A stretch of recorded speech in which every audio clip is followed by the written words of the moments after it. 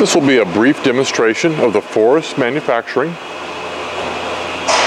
Model 2054 vertical blade traveling table bandsaw. I have other videos that go into more detail about all the features in this machine. This is a fairly middle of the road machine for us, not particularly large, doesn't have many features, but I'm going to use it for a demonstration cut. The short version, again, vertical blade, high-speed machine running a blade speed of about 3,000 feet per minute. Traveling table bandsaw. This machine has a manual table traverse, so grab the handle and push. This machine is set up for cutting foam. It'll also cut very thin metals. For example, we use these machines to cut structural insulated panels, laminates of metal with foam in the middle and another layer of steel on the backside used for insulated construction. This machine has some nice features. It's not particularly big. It has a nominal 30-inch vertical working blade length. In actuality, it's closer to 31 inches, but that extra inch is my safety margin. I don't ever want to be selling a saw that I say has 30-inch vertical clearance and it actually has 29, so I always make them like an inch too big, which worked out great today because a customer sent me a workpiece to test cut that is 30 inches and a smidge taller, so this machine is just barely big enough. Other features of this machine, obviously traveling table, fairly large. It has our precision workpiece positioning vents. This can be used to set the distance of a workpiece to cut. For lighter workpieces like this big block of foam, it will also shift the workpiece over. Controls wise, we have a main control panel over there. This machine has pneumatic blade tensioning, which is standard in all these machines. This machine does include the automatic blade breakage detector, low air pressure switch. The control panel will turn off the blade drive motor if you break the blade or you lose air pressure. This machine also has cabinet interlocks, such that if any of the 4 cabinet doors are open, the machine won't start.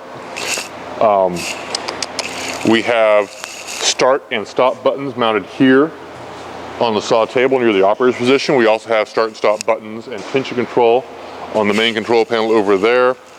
This machine has a key on the control panel, so no key, no work. We have a remote e-stop button on a 20-foot cord. You can position it anywhere around the machine. Usually you'll put that on the back side, such as somebody on the back side sees something going wrong, slam the big red button, everything stops.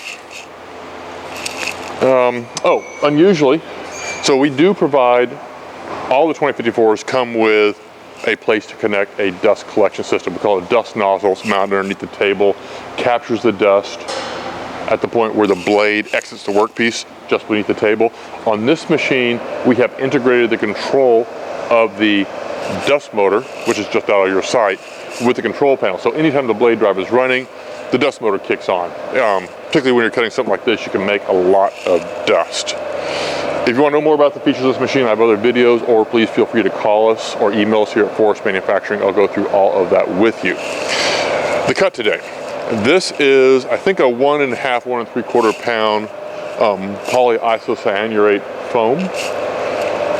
This might be the phenolic. I got a couple blocks on. It's kind of hard to tell the difference unless you're an insulation guru, but it's a modestly light foam, 1.5, 1 3/4 pounds, 30 inches tall. I have an existing customer, they're actually a very good customer. They've got dozens, perhaps even hundreds of our machines, but they have a new application to cut this stuff. And one of the things we want to do is find out the cutting characteristics. Basically how fast can we cut it, and what kind of pushback do we get? Specifically, we want to know, do we need a push-off on the table to keep the workpiece from sliding backward as we cut? This all depends on things like friction between the block and the table, and the force of the blade pushing back on the block. So the blade I have today is actually the wrong blade to cut this. Normally to cut through 30 inches of material, I would recommend a 3-tooth per inch blade. On this machine, I'd go ahead straight to a 1 inch wide, 3-tooth per inch blade. The blade I'm actually running is a 10-tooth per inch blade. That is really too fine of a tooth profile to cut through this much material. It makes it harder to cut through this much material, but that's perfect for my test. It gives me a worst case situation here of what it's like to cut through this material, to try and cut through it fast and see if the blade is actually going to push the workpiece backwards. So sometimes the wrong blade is the right blade. Like I said, I only had a couple of these workpieces to play with. I don't want to use it all up, so I'm going to take a relatively thin slice. I'll use the fence here to shift the workpiece over and just take like an inch or so of material off. Actually, I can tell you how much it is because I have an electronic digital readout here. Safety glasses. So, start the saw. Dust collection, you can probably hear it, but it's just out of your vision. And then I'll start this cut fairly slow, see how it takes, and then accelerate. And I'll probably end up doing a couple other cuts just to see how this goes.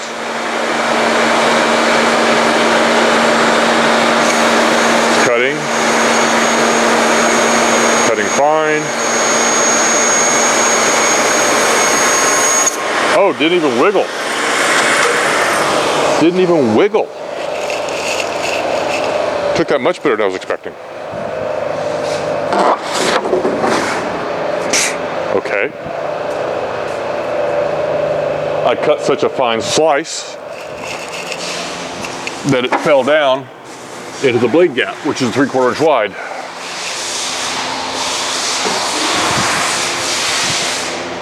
So,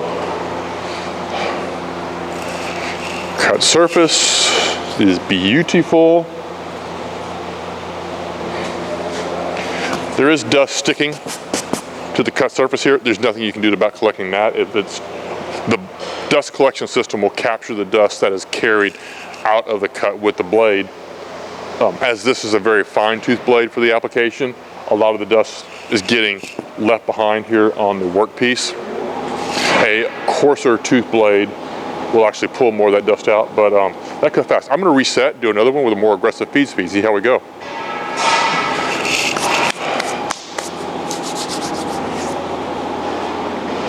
Return the table to home position.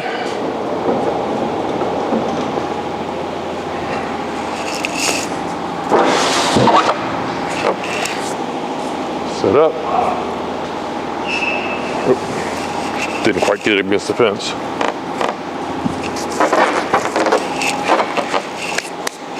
Okay, you can still see this good. Start again. I'm gonna hit it pretty hard this time, just see what happens.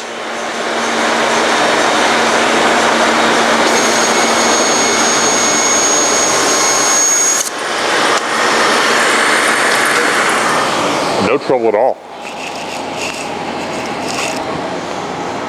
See if I can catch the workpiece this time.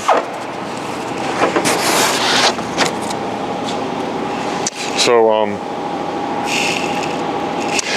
we can apparently cut this material very rapidly with too fine of a toothed blade, and the workpiece stays on the table. It doesn't even try to slide back around. So that is the Model 2054. If you have any questions or like to discuss a specific application, please feel free to call or email us. Thank you for your time.